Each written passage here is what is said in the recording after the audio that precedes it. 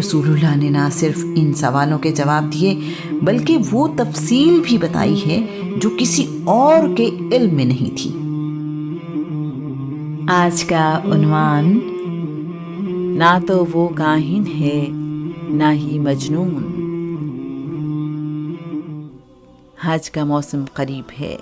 قریش کے سرداروں کو اس بات کی فکر ہے کہ حج کے لیے سارے عرب سے لوگ مکہ آئیں گے، نئے دین اور نبی کے بارے میں سنیں گے تو رسول اللہ صلی اللہ علیہ وآلہ وسلم کی طرف جائیں گے۔ اگر ایسا ہوا تو وہ رسول اللہ کی باتیں سن کر ایمان لے آئیں گے۔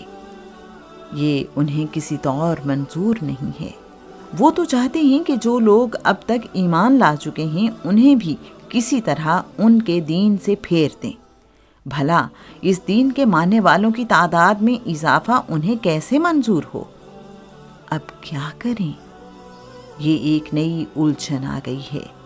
ایک طرف انہیں فکر ہے کہ حج کے لیے مکہ آنے والے مہمانوں کے لیے انتظام کریں، تو دوسری طرف رسول اللہ کی کامیابی ان کے لیے درد سر ہے۔ ولید بن مغیرہ بہت امیر اور بنی مخزوم کا سردار ہے۔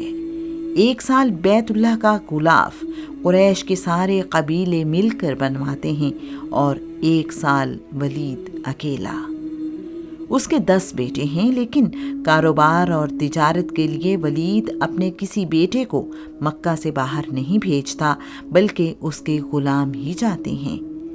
ولید بہت اثر و رسوخ والا سردار ہے۔ ولید بن مغیرہ ابو جہل کا حقیقی چچا ہے۔ سب لوگ ولید بن مغیرہ کے گھر جمع ہیں۔ حج کے انتظامات اور نئے دین کی مخالفت زیر بحث ہے۔ ولید ایک ذہین انسان ہے اور عمر میں بڑا بھی۔ قریش کے سردار ولید کی بہت عزت کرتے ہیں۔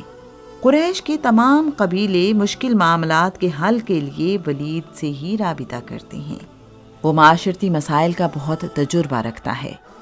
ولید نے بات یوں شروع کی ہے: حج کے دن قریب ہیں، سارے عرب سے لوگ حج کے لیے آئیں گے۔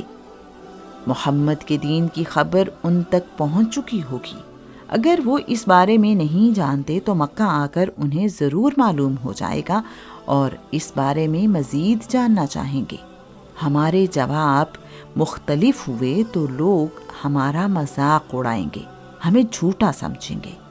اس لیے ضروری ہے کہ ہم سب مل کر ایسا جواب سوچیں جو ہمیں فائدہ دے اور لوگوں کو محمد سے دور رکھے۔ آج ہم یہاں اکٹھے ہیں تو سوچ لیتے ہیں کہ کیا کہا جائے۔ قریش کے سرداروں میں سے ایک بولا: ابا شمس، آپ ہم سب سے زیادہ تجربہ کار ہیں، ان معاملات کو ہم سے بہتر سمجھتے ہیں۔ آپ ہی بتائیں کہ ہمیں کیا کرنا چاہیے۔ آپ جو فیصلہ کریں ہم سب اس پر عمل کریں گے۔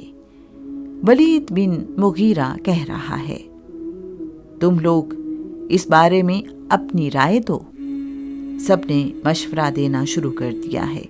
کسی نے کہا ہے: ہم کہیں گے کہ محمد کاہن ہے۔ ولید کہہ رہا ہے: خدا کی قسم، محمد کاہن نہیں۔ ہم نے کاہنوں کو دیکھا ہے، ان کے کلام میں ایسی سنجیدگی نہیں ہوتی۔ محمد کے کلام میں چالاکی ہے، نہ ہی کاہنوں جیسی گنگناہٹ۔ وہ کاہنوں کی طرح اندازوں سے باتیں نہیں بتاتا۔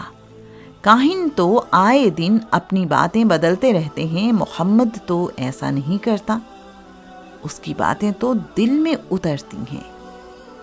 دوسرا کہہ رہا ہے: ہم کہیں گے کہ محمد مجنون ہے۔ ولید بن مغیرہ نے اتفاق نہیں کیا۔ محمد مجنون نہیں، ہرگز نہیں۔ اس میں مجنون والی ایک بھی نشانی نہیں ہے۔ نہ اس کے جسم کے حصے کانپتے ہیں، نہ ہی اس کی زبان سے عجیب و غریب باتیں نکلتی ہیں۔ اس نے تو کبھی غیر سنجیدہ بات کی ہی نہیں، نہ وہ بہکی اور بے ربط باتیں کرتا ہے۔ اس کی باتیں تو عقل سے بھری ہوتی ہیں۔ کیا مجنون ایسے ہوتے ہیں؟ قریش بھی عجیب ہیں۔ وہ رسول اللہ کو کاہن بھی کہتے ہیں اور مجنون بھی، جبکہ کاہن اور مجنون ایک دوسرے سے بالکل الٹ ہیں۔ کاہن چالاک اور مجنون دیوانہ ہوتا ہے۔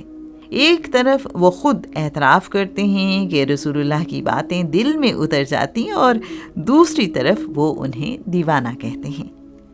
انہیں یہ سمجھ ہی نہیں آ رہی کہ وہ رسول اللہ پر کیا الزام لگائیں، کس طرح لوگوں کو سمجھائیں کہ ہم ٹھیک ہیں اور محمد غلط۔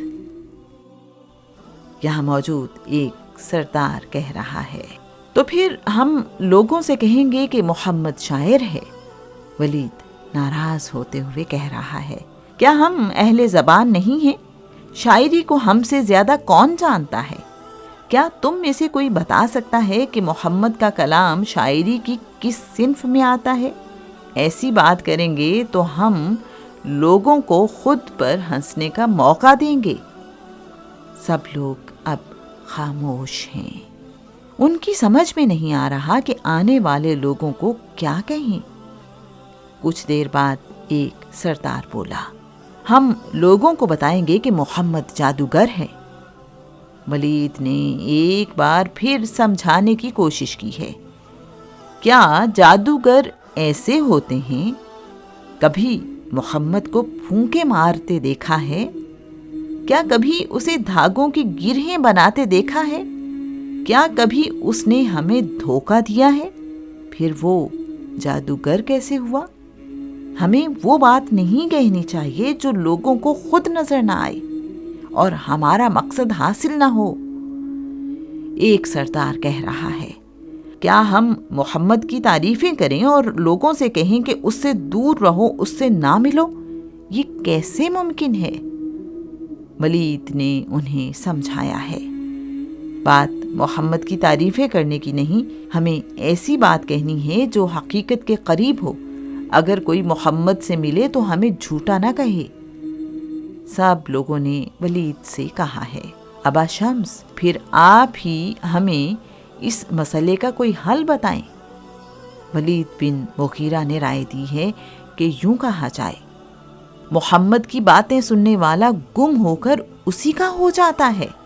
ہمیں چاہیے کہ ہم مکہ آنے والے لوگوں سے کہیں، محمد ایک ساحر ہے جس کے سحر میں آ کر لوگ اپنے دین سے پھر جاتے ہیں۔ اس کی زبان دل موہ لیتی ہے، جو کوئی محمد کی بات سنتا ہے اسی کا ہو جاتا ہے۔ اس کے کلام کی جڑیں مضبوط اور شاخیں پھلدار ہیں۔ محمد کی وجہ سے بھائی بھائی کے خلاف ہو گیا ہے، باپ اور بیٹے جدا ہو گئے ہیں، دوست ایک دوسرے کے دشمن ہو گئے ہیں۔ اس نے سارے قبیلوں میں پھوٹ ڈال دی ہے۔ اس سے بچ کر رہنا، نہ اس کے قریب جانا، نہ اس کی بات سننا، ورنہ تم بھی بے دین ہو جاؤ گے۔ ولید مزید کہہ رہا ہے، ہمارے پاس اس کے علاوہ ایسی کوئی بات نہیں جو ہم لوگوں کو بتائیں۔ یہ واحد بات ہے جو اس صورتحال میں ہمیں مدد دے سکتی ہے۔ اس ساری گفتگو سے ایسی بات سامنے آ گئی ہے جسے مکہ آنے والوں کو آسانی سے سمجھایا اور دکھایا جا سکتا ہے، اور انہیں رسول اللہ سے دور رکھا جا سکتا ہے۔ تمام سرداروں کی رائے میں ولید بن مغیرہ نے بہت اچھی اور قابل عمل تجویز دی ہے۔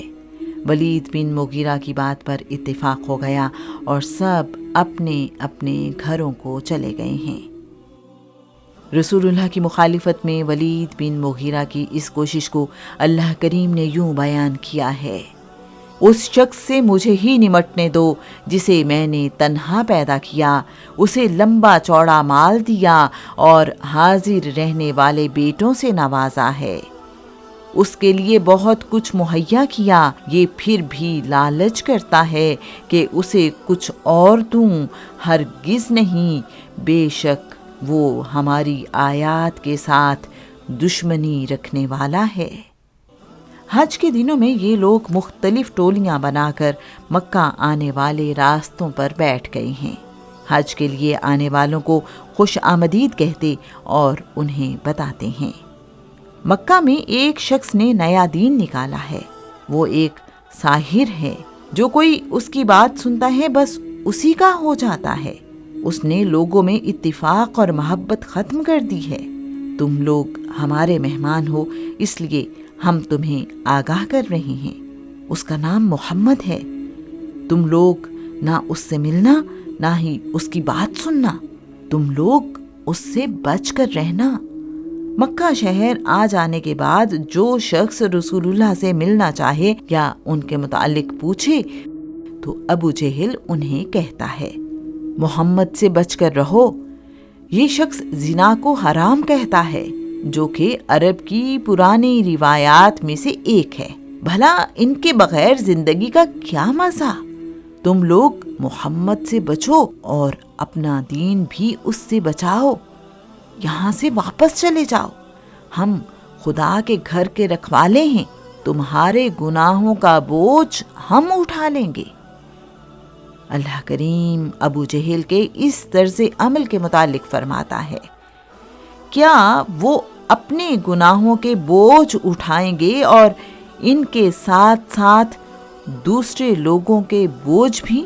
وہ جو جھوٹ کھڑا کرتے تھے، قیامت کے دن اس کے بارے میں ان سے زبردست پوچھ گچھ ہوگی کہ ان کی باتوں میں کیا حقیقت تھی۔